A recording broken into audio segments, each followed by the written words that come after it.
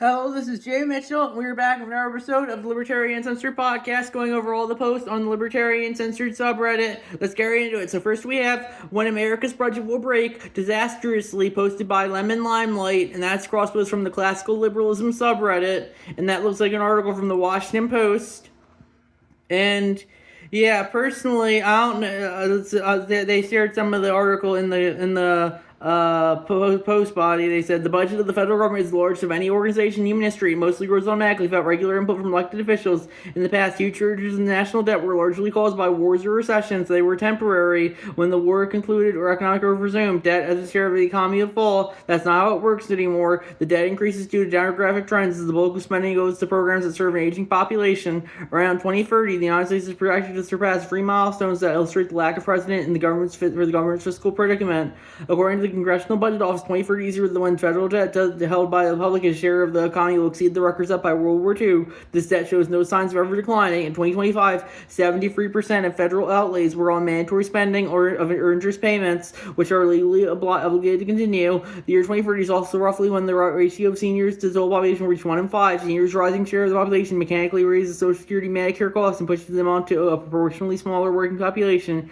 The year 2030 is also the year when the CBO projects that deaths will begin to exceed births. The entitlement programs making up much of the budget were designed under 20th century demographic expectations that no longer hold true. And yeah, personally, I think, if people think America's budget, I definitely do think, America's debt is a huge problem. But, I think at this point, the U.S. is too big to fail. I do think, if it were a private creditor, it would definitely be in default by now. Definitely in a decade or so. But, I think the U.S. government is too big to fail in the regard that, it will never default and its debt will just keep growing until, either the country collapses or I guess the new government takes place. And I don't know, so yeah, it's very much, nothing ever happens, you always hear, oh, the American budget's going to collapse any day now, the debt's going to kill it, but, ultimately, it's all just hype until something actually happens. Next we have, 1 year later, why is the National Guard still in D.C., posted by Jai Porcupine, and that's a post from an article from Reason.com, and yeah, personally, I don't think the National Guard should be in D.C., but ultimately, if the government wants to put the National Guard wherever they want to put them, they can put them there. Oftentimes, you don't get to choose where they go, that's very much the role of the military. And the National Guard, they may not be a federal military branch, they're more of a state military branch, but still, the government can place them wherever they want to place them, and and you really have no say in it. Next we have, well, all the media has low public trust, only quote-unquote public media has the audacity to tax you. Fed funding has been removed, but 30-plus states still tax residents for local NPR/PBS stations, posted by We the People, and that's a crosspost from the defund NPR and PBS subreddit. And I would agree with that. A lot of Redditors might say, well, it's only a minuscule portion of the funding that goes there. Well, I say, if people want to send their money to public media like NPR or PBS, they should be able to, but they shouldn't be forced to do so if they don't want to. If just because it's a small portion doesn't mean that any money they get is justified. They're very much a propaganda arm of the DNC. I don't think that should be taxpayer funded. I do think PBS Kids does have some good shows, but, even then, I don't think people should be forced to pay for them if they don't want to.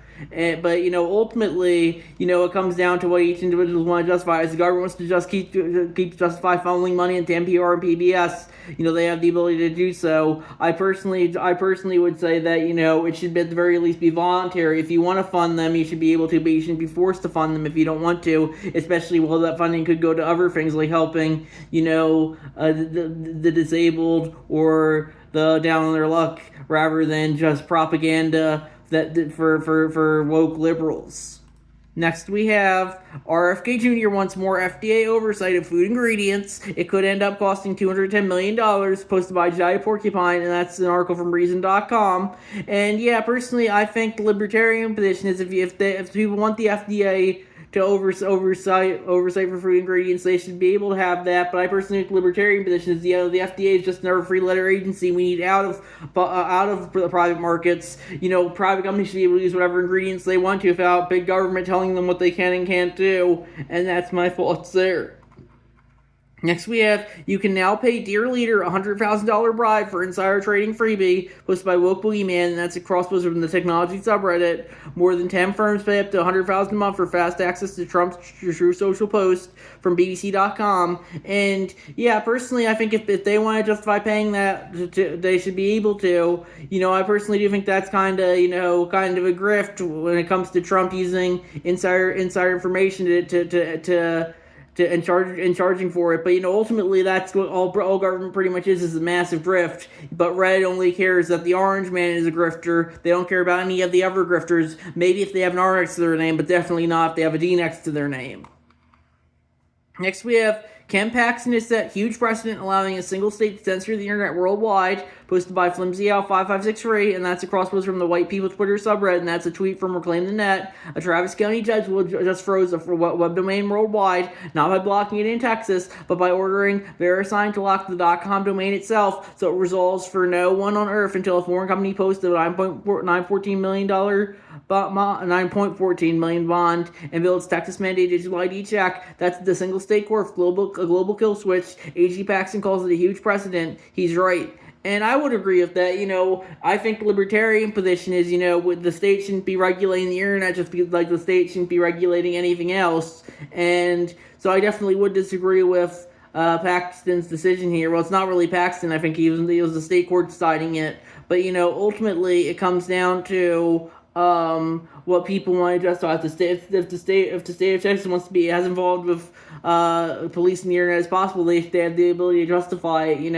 Ultimately, I think the libertarian position is you need government out of the internet, just like you need government out of everything else. Next we have Trump-backed Mike Lindell, the MyPillow guy, refuses to concede governor's race, alleges voting anomalies, posted by Donald Key, and that's a cross-post from the No Filter News subreddit, and that's an article from Mediaite.com. And yeah, personally, if he wants to say that the race was rigged, I think he should be able to do so. No one should be forced to accept any election results they don't want to. It's freedom of speech. If you want to believe that you won the election, that the election was rigged, you should be able to say that. But personally, I think it's a good reason why we shouldn't have closed ballot elections anymore. They should be open ballot, so people can't just say they're rigged. And when their ballots are closed, you can't. It's harder to track them. I think open ballot might be. A lot of people might not like that because they prefer secret ballot. But I definitely do think open ballot is, if we do have to have democracy, which I personally don't think we should have in the first place. I think democracy is forced collectivism. We should only have voluntary collectivism. But if we do have to have democracy, I do think it should be open ballot. So it should be easier to track who votes for who, rather than just have the secret ballot system that we have currently.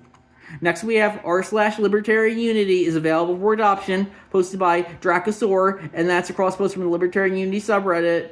And yeah, personally, it looks like that subreddit's not very active, but yeah, I think if people want to start taking it over, they should be able to do so. Ultimately, any subreddit, if people want to take it over and run it however they feel like, that's on them. The moderators of the subreddit really can justify controlling it entirely, and that's something I particularly care for. They end up mostly just becoming petty tyrants. Let's look at the mods of this subreddit who have had me banned for almost 2 years now. I think it's roughly the 2-year anniversary of my ban, and to go to show you that, Redditors will say, oh, Trump's the big orange tyrant, but then they'll censor any dissent at all and ban you for wrongthink as the petty tyrant Reddit mods. It's just to show you that, when you call someone out for tyranny, you best not be a tyrant yourself, and that's a big lesson that I think Reddit misses. They're just a bunch of petty tyrants. If they were in Trump's position, I think they'd be far worse tyrants than he is, and that's saying something.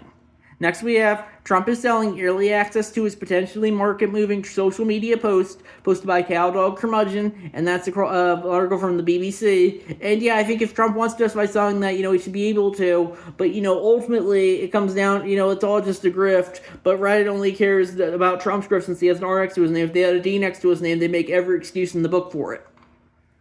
Next, we have a speaker used profanity at a Tarrant Commissioner's Court meeting. He was arrested a week later. from KaraNews.org, posted by FilmZL5563. And yeah, personally, I think libertarian positions there, it should be freedom of speech. I don't know if I would use profanity at a commissioner's court, but ultimately use whatever speech you want to. That's freedom of speech. But ultimately, it just goes to show you that the government can arrest you for whatever reasons they want to, even if the First Amendment says you gotta have freedom of speech. But even if the government wants to arrest you for speech, they have every ability to do so, even if it's non-violent speech. I don't know what the speech was, but you might have just said a naughty word. But just because you say a naughty word doesn't mean the state should be able to arrest you. But ultimately, it has the ability to justify enforcing whatever law it wants to, even if the law, the text on the book says something else. They still have the ability to arrest you since they're in a position of state authority, even if the law on the book says something else, because the law on the books is just words on a piece of paper. What matters is what actual humans are willing to justify.